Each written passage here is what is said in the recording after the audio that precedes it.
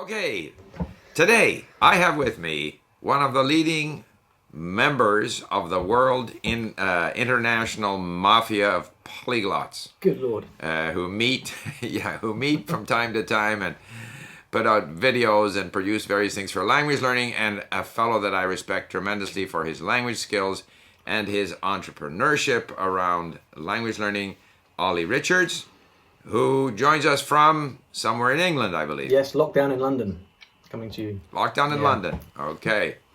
And the other day I saw you had put out a new series of books, or a book in your series of readers.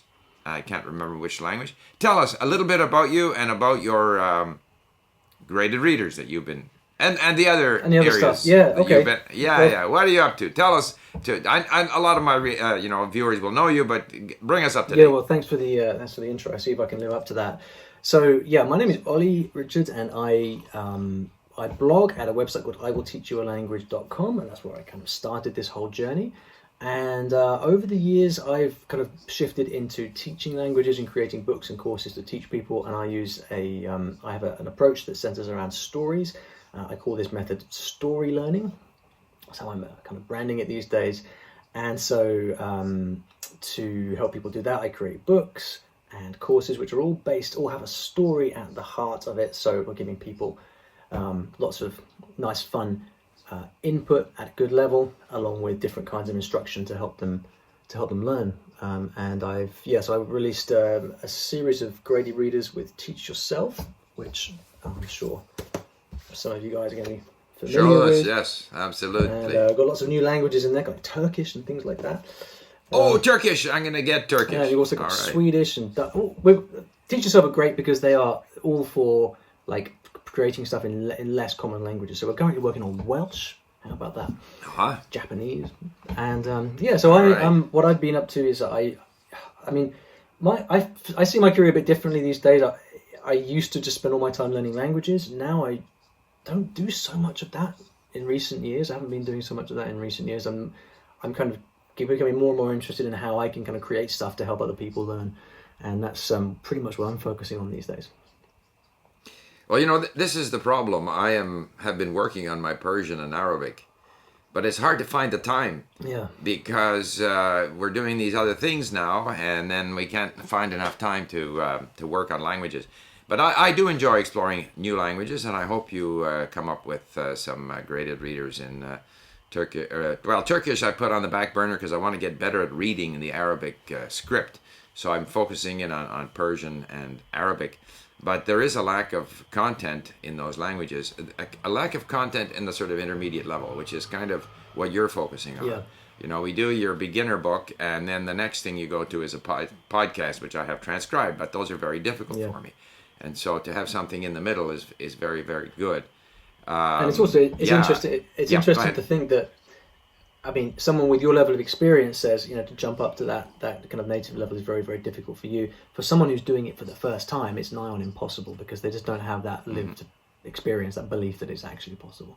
So, that's why I think the stuff that I'm doing and the stuff that you guys do at Link is so important, because it just kind of provides that bridge from your beginner's textbook to more interesting content. One thing you said there was, I think, really interesting. First of all, that they haven't done it before, so they don't have the experience, obviously, but they don't believe they can do it. And I think that's a big part of why experienced language learners like we may not be very good, but we're experienced, we know we're going to get there. We're going to get somewhere. And whatever we get to, we're happy with it. We never question ourselves. But I think a lot of, your typical person that goes to the library and studies Spanish and has been doing it for 10 years and has never gotten anywhere, basically they're convinced they never will. They will never get fluent. They'll get a little better at ordering things in a restaurant, but they have a very low level, it seems, of ambition, and they have no confidence. Yeah, that is a very, it's an extremely important part of the psyche of the language learner, because and I think people express it in different ways, and it's not always, if you ask them, if you kind of confronted them with that and say, look, you don't believe you can do this, can you? I'm not sure how they react to that. They'd probably think, no, I can. But I do think for a lot of people, there is this kind of, just It's like, what if I fail?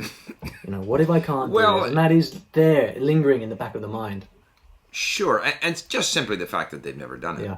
So, how can you, they have trouble visualizing themselves as someone speaking another language fluently. They've never done it. Yeah. That's understandable. And that's the vast majority of language learners. And that's why I think your series is so good. One thing I did, for example, in Persian, which I would like to see, by the way, here's a suggestion to you. I'm not a big fan of stories. I like history. So I found this young lady in Iran who creates content for me in Persian. And one of the things she did, she created 26 episodes of the history of Iran in very simple language, read slowly. And every episode is about 5-6 minutes long. And then it's followed by 5-6 minutes of these circling questions. So, whatever. Persia went to war with Greece. Did Persia go to war with Turkey? No, Persia went to war with Greece. So you have these circling questions where the answer is more or less given. You don't have to try to remember what was in the lesson. You just have to hear the statement, hear the question, and hear the answer. And so that reinforces some of the vocabulary. And so the more vocabulary you have, a better grasp on, when you listen to the main episode again, you'll understand a little bit more. So, and I remember when I was learning Chinese, we had a book called 20 Lectures on Chinese Culture, which was at 1,000-character level. So I know you like stories, and I like stories, but for those of us who like nonfiction, if you could ever develop a series, Well, it's funny you should say that. We've actually got a few things in development right now. One is, and the thing I like about your Persian example is it's specific to Persian. And from a kind of production point of view, that kind of thing is fantastic, but it's a bit limiting because, if you're going to make unique resources for each language, then the scalability is what you lose, right? Right. So that's the particular challenge. But I'm also when I actually spend time learning myself, I'm also partial to nonfiction. I like history, I like biographies, I like business books and things like that. So we're actually developing at the moment quite an exciting series, which is the history of World War II in simple Spanish, French, German, and English. Okay. And and we're also doing climate change in simple. Right. And we're going to working our way through different like hot topics, if you like. That's in excellent. languages. Excellent. And that has the advantage too that those are subjects that are familiar to people. And so if you're learning a language and the subject matter is familiar to you, already you have an advantage. Yeah, for sure. Yeah, there's that. There's also the kind of practical point that if we create a content like that in Spanish, it can fairly easily be sure. repurposed. No, I was into other looking. languages. I understand that, but I'm saying from the point of view of the learner, that's very good because whatever's familiar is easier. Yeah, exactly. I always get mad at these language courses which start out with the most exotic aspects of the local culture. So you're going to learn Korean, and they give you 3 or 4 different ways of saying my sister, and, festivals and all kinds of stuff that you have no relationship to at all. So it adds to the difficulty. It doesn't make it easier.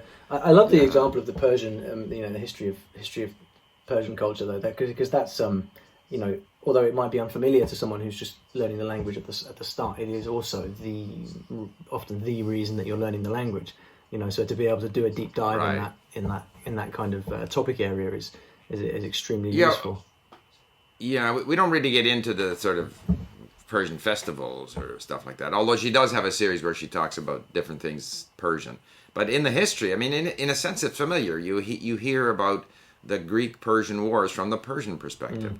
You read about, Persian going into India and stuff. So you are dealing with world history and not sort of very specific cultural things. But it's good. She's very good. She got a clear voice, and it's really good. Yeah. I'd love to have that in other languages. Yeah. Many of the languages that I'm learning these days are not ones that you're producing books for, although I see Turkish, so that's good. It's always this balance, isn't it, between what's what because ultimately, because this stuff costs a lot of money to make, right? So you've got to be able to make your money back on it, recover your costs. And we're kind of dipping our toes in the water with different languages for sure. But it has to be a gradual thing, because otherwise, I'd love to make all the stuff in the world for Persian, but then if little things like Amazon Kindle don't support Persian, then you're screwed from the start. So, right. I'm working on it, but it's Going to be some time coming. All right, so let me ask you now. We've been in this sort of language learning, teaching, polyglot environment for quite a few years. And of course, we were learning languages long before the internet and MP3. At least I was. I don't know. Maybe you were. Yeah. So what do you think have been the major changes? And what do you think are the things that are changing now, and where is that going to take us as far as language learning? Last few years, it seems that everything's kind of come on, like, there have been some pretty seismic shifts. I think there's a few different ways to look at it. I mean, I think the big shift with the internet on the whole is just the availability of content. You know, the fact that you can just, you can just access the daily newspaper from any given country, from anywhere in the world. So that, from a language learning perspective, I think is the most important change. You know, that plus video chat obviously is a huge thing. But I think it's interesting how that hasn't necessarily made things easier or better. I guess that's a different topic. But I mean, certainly the availability of resources and the access to video chat is the big thing. Right. Of course, the apps and things like that have been exploding. There's all kinds of new technology out there. From my perspective, 99% of which is effectively useless or adds nothing to the experience. Although there are some particular, particular tech resources that have been developed by language learners that are genuinely helpful. Like I count Link as among the outliers with that. And then you've also, but one of the interesting things I'm seeing now is that there's a group of people who are coming up, and they're most visible on YouTube because YouTube seems to have kind of replaced everything as the kind of go-to content place. I started off through blogging. That's what I did. And now kind of YouTube is so big and so visible. I'm fascinated by this kind of new generation of people who are learning languages, documenting what they're doing, but also kind of marrying that up with all the latest technology. And I see people like Ari Xiaoma and Ikena, Matt from Matt versus Japan. These guys, they're all very young, and they're really embracing new technology. I saw you on VR chat the other day with Ari, which was fantastic. But they're also kind of, I feel like one of the things that sets these guys apart from, and girls apart from certainly how I feel, is they're kind of digital natives in a way that I'm not. So I kind of had to learn this stuff. I'm same as you, I imagine. I had to kind of learn the internet, I had to learn YouTube and learn blogging and stuff. Whereas these guys have actually kind of grown up with it, and they're so adept with the different platforms that are out there, that I think that seems to me to be the genesis of something, of a really big change. I don't know what that change is going to be, but the fact that they've grown up with this technology is important, I think. Right. But from all of this, I don't see any evidence that people are any better at languages or language learning than they used to be. Right. And I remember talking to Luca about this a few years back. The fact that we both sort of felt that one of our big advantages we felt was that we remember what language learning used to be like before the internet. We remember what it used to be like to go to, in my case, the European bookshop in Soho in central London, and to go down to the French section, and there would be like 2 or 3 French books to choose from, and that's your lot. So you take one or two, and that's all you've got. And then you want to learn French, you better use these books. And so you just go through them cover to cover, and you focus and you concentrate. And then the day that you find another book in the library, it's like you found a gem, and you really take it home and you focus and I think that my big question mark over the kind of growth of technology, smartphones in particular, is that I just see people distracted to a level which is so, which makes language learning so difficult, because language learning for me is all about focus and depth and the ability to concentrate on things. And that's the precise thing that for me smartphones and social media and things are taking away from people. And so I just wonder, people who are growing up with this, how do they navigate the skills of these basic study skills of focus and concentration? I don't know the answer to that, but that's those are some of the big topics that I think I've seen.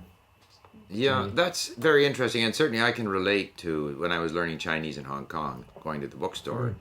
I remember this story. And and finding readers. Like in those days, there were no online dictionaries, so and I certainly didn't want to go through a Chinese dictionary to look up every word. So where there were readers, and there were so many readers, history, Chinese politics, whatever, and literature, and they would have these word lists. So if I found a new reader with a new word list, I was delighted. I'd go home and work on it. Did the same in Japanese. So nowadays you don't really need to do that because you can grab anything and look up the word online. So I mean, to me, that's an improvement. And it is. You have to agree, though. At least it's my impression that for everyone that goes into a bookstore to pick up a book on Spanish or French, maybe a lot of them leave without buying a book. Some of them buy the book, take it home, and never open it. Or they open the book and do 5 chapters and never get any further. So I'm not convinced that those people then were more successful than people now. I do agree that, I'm on my iPad and I'm going through my, whatever it is in Persian and Arabic, and every 20 minutes or so I check my Twitter feed, so I'm distracted. Yeah. I happen to enjoy following events on Twitter. But that's a negative. Like, nothing is 100% better. You always gain something and lose something. However, the fact that I can have my phone, if I go and I'm waiting in line somewhere and I can be going through my lesson in Persian on link, on my iPhone, or if I'm standing, I'll be doing that, or if I'm driving, I'll be listening. I have my language with me all the time. So, and if I look at... I find that, learning languages like Arabic and Persian and Greek, learned it up in no time, and I don't think I would have done that, 50 years ago. I mean, my situation with Chinese was I was paid by the Canadian government to be a language student, so I was full-time 7 hours a day learning Chinese. So now I have an hour or two a day mixed in with other activities. So I think I'm pretty efficient, taking advantage. And I agree with you with YouTube. And I don't even take advantage of it because there's no Persian. Like, I'm learning Persian and Arabic, the worst languages. Like, I haven't found any Persian. Like, we can import movies from YouTube into Link as lessons. The audio, the video, and the text is there. But I haven't come across any standard Arabic movies, right? They all are spoken in a dialect of some kind, maybe with Arabic subtitles. And similarly with Persian, and maybe I just haven't found them. So no, I agree with you in theory, and that there are people who have trouble focusing, and there are distractions. But I think the benefits outweigh the disadvantages. Well, that's the thing. I mean, it depends on the perspective of the person, right? So I mean, absolutely, I'm kind of looking at this through my perspective of having kind of seen all of this stuff develop. I mean, in your case, you're able to bring these memories of different ways of language learning into this new world, and you're able to, that is inevitably going to inform how you go about stuff now, and right. But ultimately it is going to be a case of, I mean, people still have to study, they still go to college, they have to figure out how to pass exams and things like that. So yeah, I mean, when at the end of the day, you've got the resources that are available, and it's down to you how you use them, and it's the extent to which you're able to use these resources in a smart way that's going to determine your success. I guess I think there's a big tendency, which is probably, well, it's all marketing, isn't it? But there's a big tendency with the evolution of technology to portray things as being quick and easy. Right. And I guess it was like twas ever thus, right? I mean, you always had the textbooks, which the old self-study textbooks. Become fluent in Spanish by the time you finish this textbook, which obviously is nonsense. Not true. So it was always that way. But I mean, I think particularly with the development of language apps and things like that, there is this tendency to say, let's press these buttons for 5 minutes a day, and you'll be off to the races. Right. Which is, again, could be. But even Asimil, which has almost a cult following amongst the sort of sophisticated language learners, they say you'll be at B2 when you finish this book. Yeah. Which is of course not the case, because you need so much content, so much listening and reading.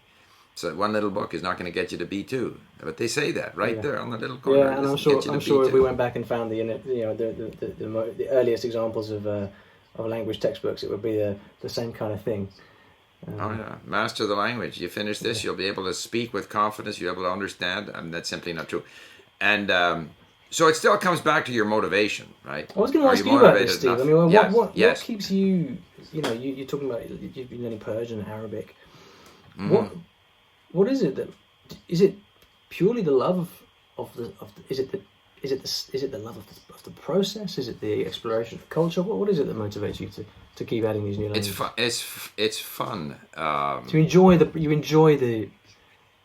I enjoy discovering those cultures. So I have a lot of Romance languages, Asians a lot. In my Asian languages, Slavic languages. So I started, and then I was going to visit Crete. So I thought I can't go to Greece if I can't speak the language. So work on Greek. Now I'm in the Middle East, and it's fascinating. So I'm learning about Persian. So then I buy a book. In fact, my son gave me a book called The Persianate Period in Indian History. I hadn't realized the tremendous influence that Persia had on India, for example. I read a book about the Indian Ocean and the context between Oman and the African coast and India and the Portuguese. And to me, I like history, and when you explore it through the language, you get a much better sense. The people come alive. Even the little bit that I did in Turkish, and then I watched. My wife is watching a Turkish series on Netflix, or we saw. It just brings those people alive. Otherwise, you end up with these very sort of limited perspectives on Arabic world or Persian. And how long? It just with a language like Persian, how long does it take you before you're able to kind of comfortably read and extract meaning from a history textbook like that? Because that's not easy. I can't read a history textbook. Okay, I can read simplified history where I can look up words and then I listen to it. So everything I do, I listen and read. I use Link. Exclusively on Link. Learning the Arabic script, which is the same as the Persian script, takes a long time. Even if you start out and it's just a bunch of squigglies, was quite intimidating actually. But then you don't get worse, you only get better. So you have to stay with it. Now I read with difficulty. And that's one of the reasons why I dropped Turkish, because I want to totally focus on getting better and better and better at reading that script. It takes time, but I enjoy it. So you're you're enjoying the process, but you're building towards the promise of being able to actually learn in that language. And I have no I'll be out of her quite a while, and I may, someone say, oh, we haven't heard you speak Arabic in a while, and whatever, I might speak at some point. But right now, I'm just gradually getting better. I have a person who provides transcripts from Tunisia. I say, you just go to this Al Jazeera podcast called Latha and just pick out whatever you want and send me 2 a week. She sends me 2 transcribed podcasts and I go through them. And similarly with Persian, Sahra sends me 2 transcripts a week from Radio Free Europe, actually, Fardo. And that's my schedule. I got to get through these things. And I understand more and more of them just by listening. But of course, I still only, 20-30%. So then I have to go through the transcripts and read them on Link. And I'll see there's lots of white words now. There's more and more white words, actually. Lots of yellow words, fewer and fewer blue words. And so I'm slowly getting better. And there will come a point where, I'll be comfortable just grabbing that podcast and listening to it, and I'll understand 80% of it. Yeah, well, maybe it used to be. Yeah. Maybe you need to write Steve's history of Persia then, and the content that you own, which can then become the new the Persian. Yeah, content. As you say, there's not a market. There's not a big market for that, and we don't get text to speech for Persian for some strange reason. We have it for Arabic. I find text to speech very helpful, especially with that writing system. So there's problems. But it would be great, if we get people creating content in their own language and talk about the history of where they live. I found a guy in the Sudan who started talking about Sudan and gave us 4 or 5 tremendous things about life in Sudan. He went to buy stuff on the dusty roads and waiting in line, and it was just great stuff. Yeah. But then he stopped doing it. The trouble is you can't rely on volunteers. I pay people. I pay the person in Iran. I pay the person in Tunisia. You got to pay. And so, I mean, I happen to be in a position where I can do that. I can share the Radio Free Europe stuff. I looked up their terms of use and conformed to their thing. I'd love to be able to share the Al Jazeera stuff, but they don't let you. I sent them an email. Can we share this transcript in our library with our learners? Of course, you never get an answer. So anyway, I guess I can't use it. So you've been learning Arabic for a few years now. So I mean, have you? Yeah. I mean, I certainly found like during my time in the Middle East that the Arab world for me is just like endless fascination. For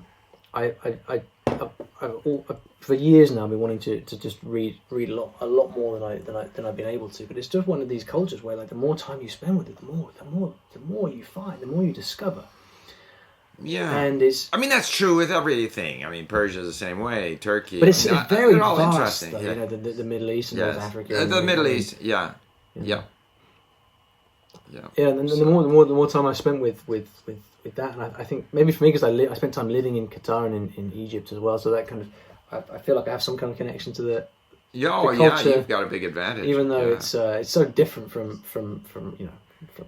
where I grew up and everything, but it has a magic and charm to it, which I find endlessly fascinating, and I find myself gravitating to TV programs and documentaries about the Middle East more and more and more, even though I spent more time away from it. So it's fantastic. Have you been? How has Arabic influenced your? I was going to say worldview, but I'm sure you already knew a lot about that part of the world before you started learning Arabic. But how has it changed things for you? Spending time with Arabic? Well, I just have a better sense. I've been to Morocco, and then we visited Jordan, Petra, period. I